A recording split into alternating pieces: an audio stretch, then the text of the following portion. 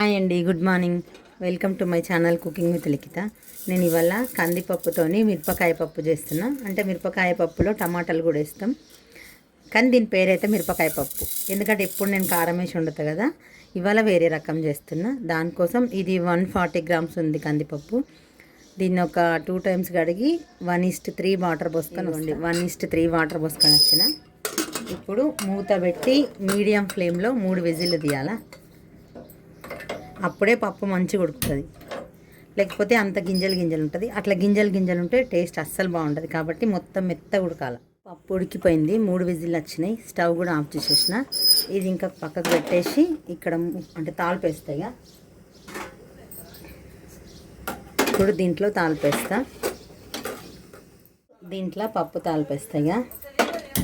కళ్యాణ్ కొంచెం మెల్లగా మాట్లాడతావా? నా వీడియోలో నువ్వే వినిపిస్తావు. మళ్ళీ ఎందుకు వినిపిస్తున్నా అంటే నాకు తెలియదు. ఇప్పుడు ఆయిల్ వేస్తున్నా. పప్పుకి ఎక్కువ ఏం ఆయిల్ పట్టదు, ఇంత ఆయిల్ సరిపోతుంది. అంటే నా స్పూన్తో ఒక 2-3 స్పూన్లు వేసి ఉంటా. అంటే నేను కొలిచి వేయలేను కాబట్టి అందాదకు చెప్తున్నా.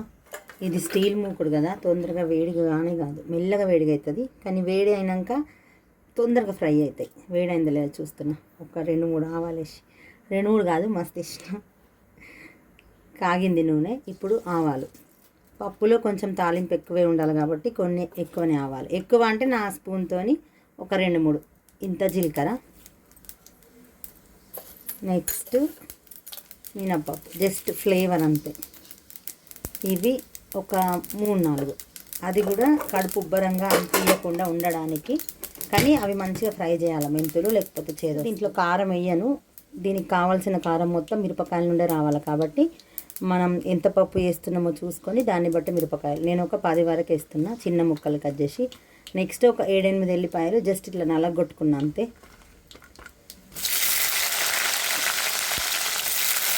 మొత్తం తేగులుతాయి.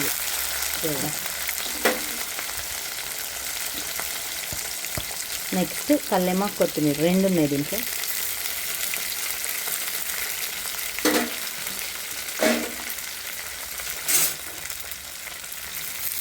కొంచెం మిరపకాయలు కొంచెం మంచిగా ఫ్రై కావాలి, అప్పుడే పప్పులో వస్తే తినబుద్ధి అవుతుంది. లేకపోతే పచ్చి ఉంటే అంత కారంగా వస్తాయి కాబట్టి మంచిగా ఫ్రై చేయాలి. ఒక 2-3 మినిట్స్ ఈజీగా పడుతుంది కావచ్చు.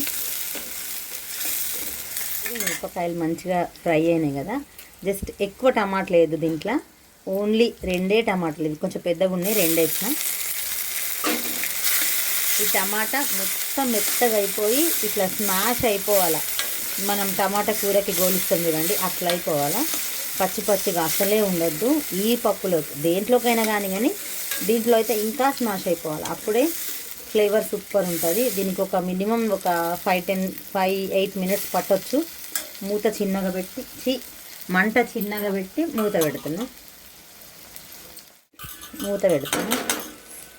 ఇది కరెక్ట్గా ఉంటుంది మూత, అందుకే ఇది పెట్టిన. ఒక 5-8 మినిట్స్ అట్లా ఈజీగా. ఒక 4 మినిట్స్ అట్లా అయింది. చూద్దాం ఎంతవరకు ఫ్రై అయిందో. కొంచెం ఫ్రై అయింది, ఇంకా కావాలా.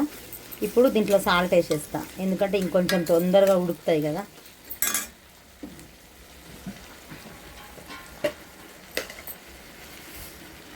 మొత్తం పప్పుకు కావాల్సిన సాల్ట్ అంతా ఇప్పుడు వేసేస్తున్నా. ఇంకా మళ్ళీ సపడాపులో వేయనిగా, సరిపోతుంది ఇంకొంచెం. ఇప్పుడు మళ్ళీ మూత పెట్టేసి మళ్ళీ కొంచెం సేపు ఫ్రై చేస్తా. ధనియాల పొడి,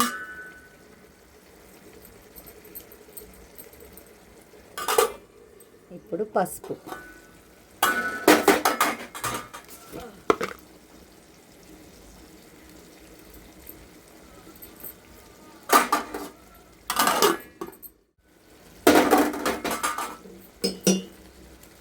ఇది ఒకసారి మంచిగా కలిపేసేసి. ఆల్రెడీ దీంట్లో పసుపు, ఉప్పు, మిరపకాయలు, ధనియాల పొడి అన్నీ వేసేసిన కదా. ఇక సపడాపు వేసేది ఏం లేదు, మీకు చూపెట్టాలని. అంటే అటు సైడ్ కనిపేదని దీంట్లో వేసేసిన డైరెక్ట్.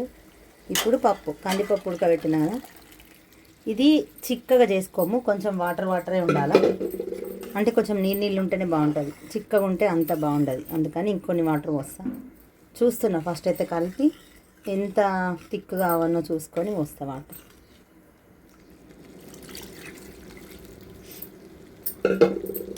ఇదిగోండి ఇంత సరిపోతుంది. అంటే కొంచెం ఉడికినాక ఇంకొంచెం దగ్గరకు వస్తుంది కాబట్టి అంత థిక్నెస్ నాకు సరిపోతుంది. అంటే ఇది కొంచెం ఎక్కువ వాటర్ ఉంటాయన్న కదా అట్లా.